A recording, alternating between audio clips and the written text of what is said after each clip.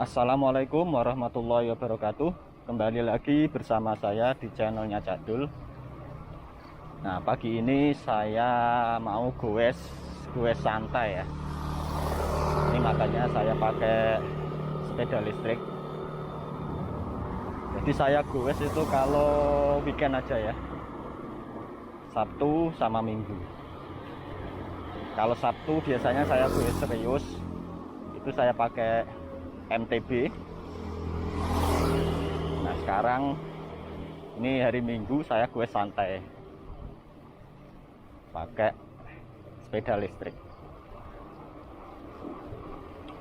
Untuk rutenya sendiri ini saya mengambil jalur pedesaan dengan kontur yang berbukit-bukit. Jaraknya sendiri kurang lebih 35 kilo ya.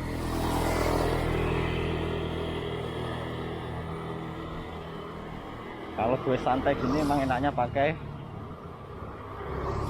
sepeda listrik.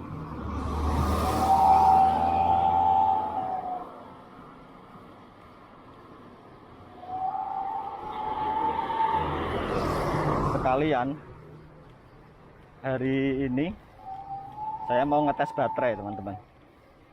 Jadi saya mau tahu performa baterai ketika dipakai di jalanan yang berbukit-bukit.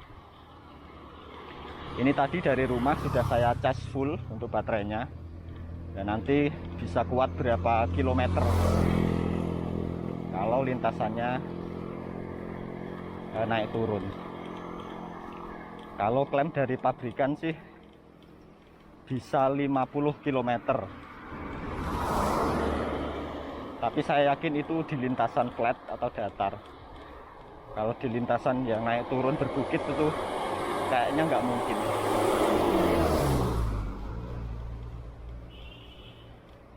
Bisa 30 km aja menurut saya udah bagus kalau di lintasan naik turun seperti ini nanti.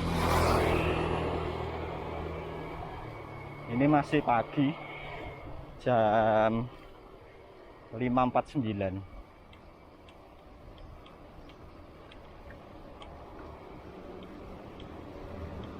Untuk mode berkendara ini saya pakai bervariasi ya. Jadi kadang pakai mode eco, kadang pakai mode mid, kadang juga menggunakan mode high. Ya, mensimulasikan berkendara sesungguhnya lah, untuk bisa mencari range jarak dari baterai full. Karena yang namanya menggunakan sepeda listrik itu kan nggak harus full menggunakan listrik semua ya. Karena kalau pakai listrik semua ya mending pakai motor aja sekalian. Lagi pula kalau di full kan pakai listrik itu baterainya lebih cepat habis.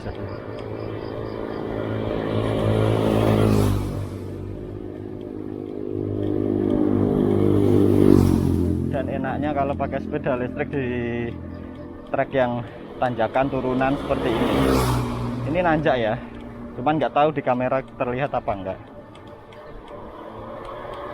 Itu kalau pakai sepeda listrik ini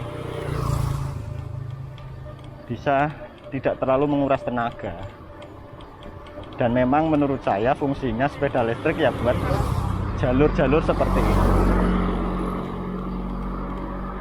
Soalnya kalau kalian punya sepeda listrik dan goesnya cuma di lintasan flat, di jalan-jalan datar, ya mending nggak usah pakai sepeda listrik, ngapain gitu.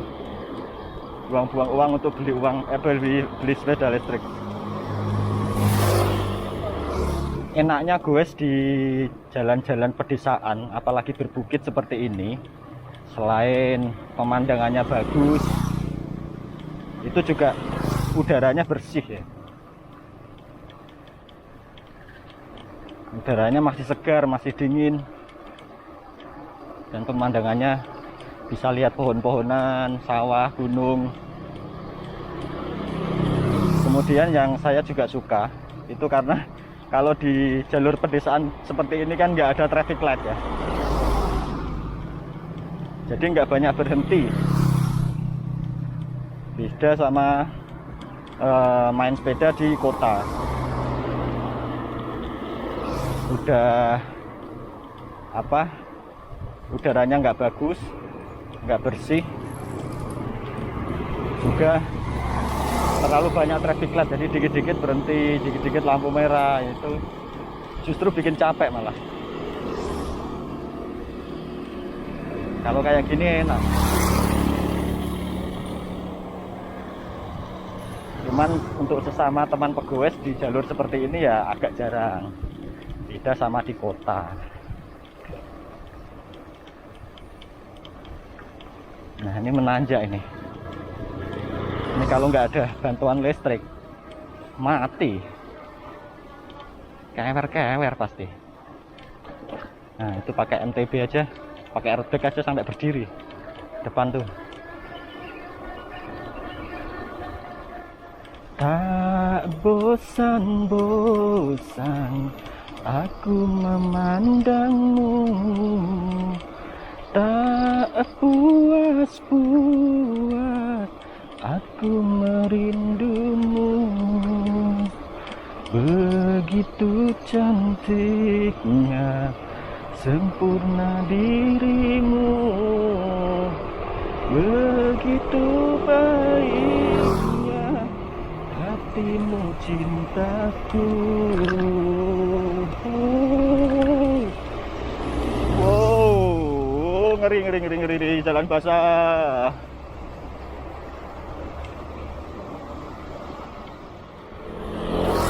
Ini rute juga saya gunakan kadang-kadang ketika pakai sepeda MTB. Jalurnya ya lewat seperti ini.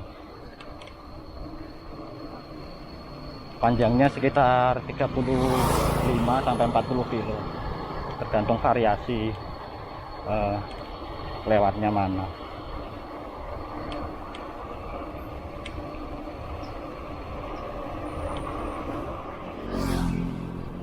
Nah sambil goes, sambil kalian juga lihat-lihat pemandangan daerah pedesaan seperti ini, saya mau cerita kekurangannya apa sih menggunakan sepeda ini, Himo Z16.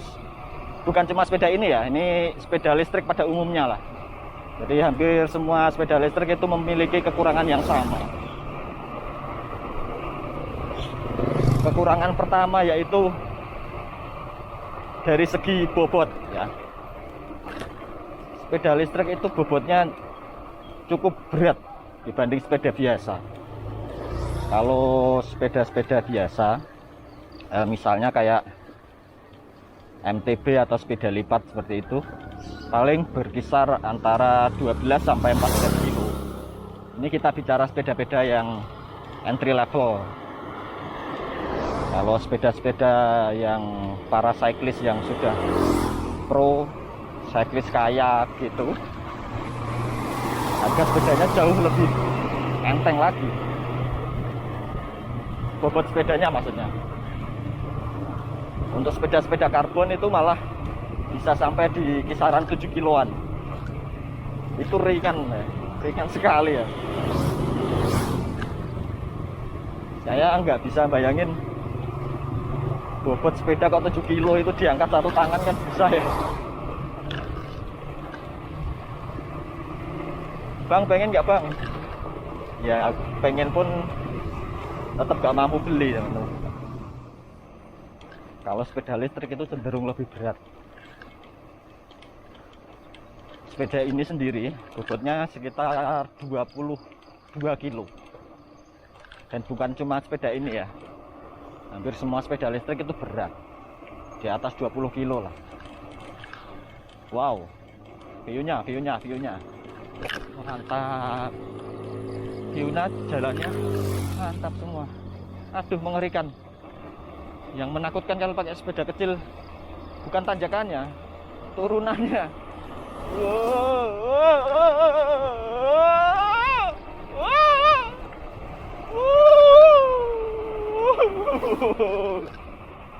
Aduh, jalannya basah berpasir turunan.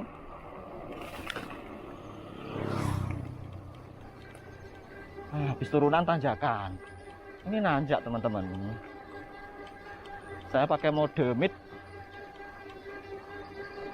Ini kan judulnya gue santai, gue rekreasi lah kalau orang-orang bilang.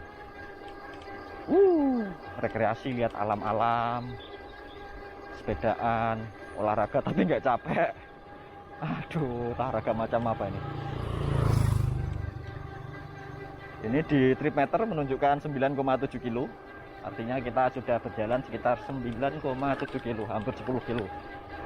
Masih sepertiga dari total trip yang nanti akan kita lewati. Sebetulnya kalau dari bobot frame-nya sendiri, saya kira nggak begitu beda jauh dengan sepeda-sepeda yang lain ya, sepeda-sepeda biasa.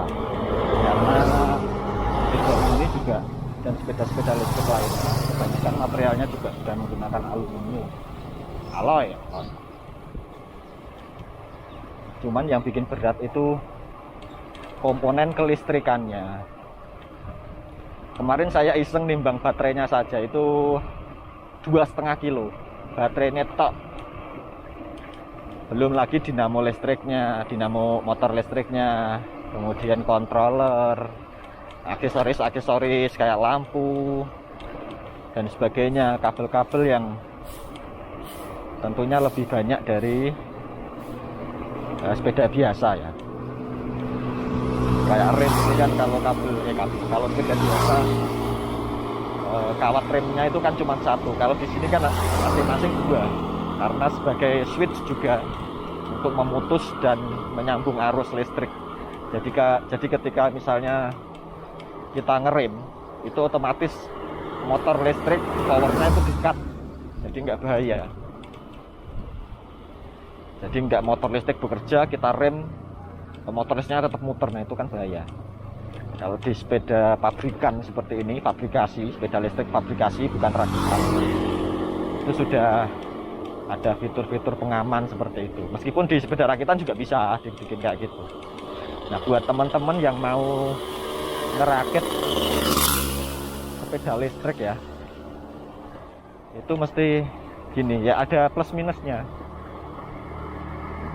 Plusnya tentu frame-nya bisa milih pakai sepeda apapun gitu kan, pakai frame apapun, kemudian ditambah kit dari sepeda listrik.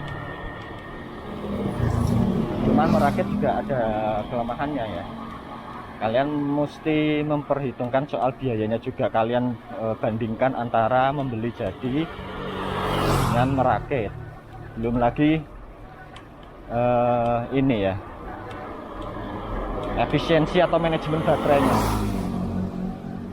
Yang saya amati, kalau dilihat dari saya baca dari forum-forum, dengan power yang sama, baterai yang sama, kalau sepeda listrik pabrikasi menempuh jarak yang lebih jauh ketimbang yang rakitan. Jadi ada istilahnya kalau di motor itu engine management system. Nah, kalau di sepeda listrik juga sama, semacam itu ya. Jadi ada semacam microcontroller atau apalah yang bisa mengatur efisiensi. Nah, kalau dari pabrikan kan sudah benar-benar dihitung. Cuman enaknya ya itu, frame-nya bisa milih, bisa pilih yang kita suka, pilih yang ringan, yang bahannya apa, karbon atau alloy, itu kan bisa lebih enak. Wow, ini cuacanya agak mendung-mendung gimana gitu. Kiri kanan pohon, di atas juga pohon. Ini seperti masuk ke lorong, seperti masuk gua. Ya ini asiknya di jalan pegunungan, jalan pedesaan gini. Kalau di kota mana bisa. Mungkin kalau kaki capek gini tinggal putar gas. Kasih.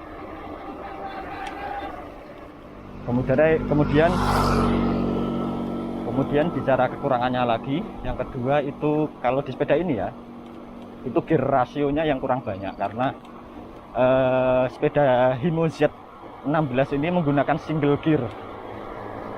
Di belakang cuman ada satu gear atau sprocket, jadi tidak banyak alternatif pilihan untuk rute yang kita lalui.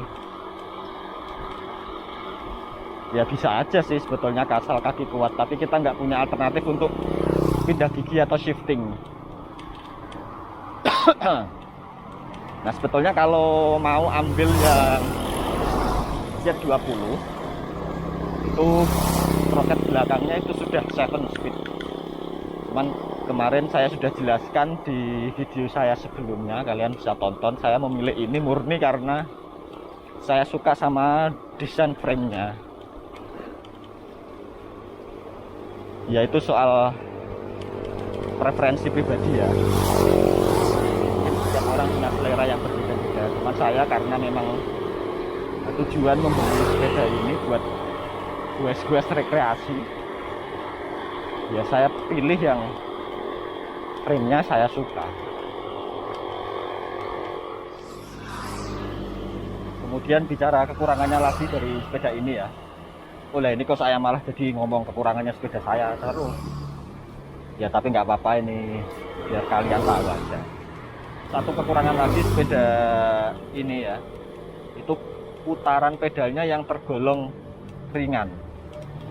Maksudnya rasio putaran gear itu ringan. Jadi kalau dipakai di goes di jalan datar itu kaki kita sudah goes sampai ngiplik. Toro Jawa ini sampai ngiclik gitu ya. Itu speednya nggak kemana-mana, larinya nggak kemana-mana. Ini karena ukuran chainring depannya yang kecil, tapi ini bisa di-upgrade, bisa upgrade chainring yang lebih besar, itu bisa.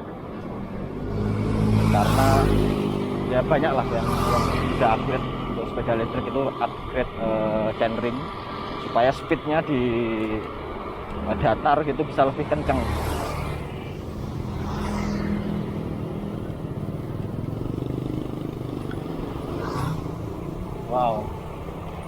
Wow, turunan lagi. Wow.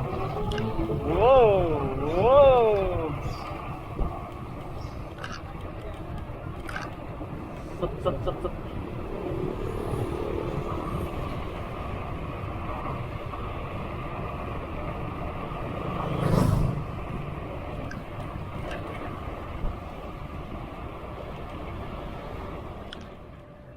Kita tinggal cari tempat buat berhenti.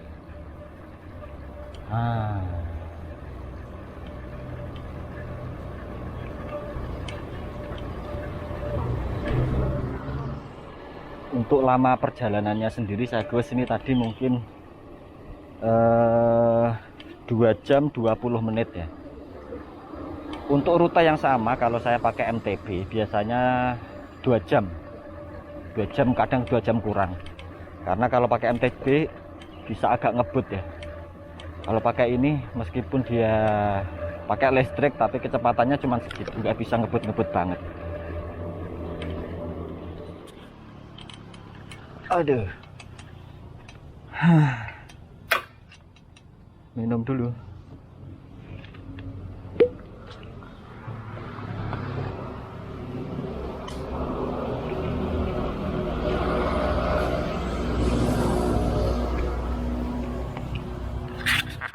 Sekarang saya kasih lihat untuk jaraknya 39,7 km ya, 40 kilo lah ya. Sedangkan indikator baterainya masih 3 bar ya. Tadi ditanjakan sih sempat jadi 2 bar ya. Nah ini untuk rute perjalanan 40 kilo dengan penggunaan baterai seperti itu menurut saya cukup efisien. Artinya ini cukup untuk rute-rute yang seperti saya tadi. Padahal jalanan yang saya lalui tadi bukan jalan datar ya. Ya ada turunan, ada tanjakan.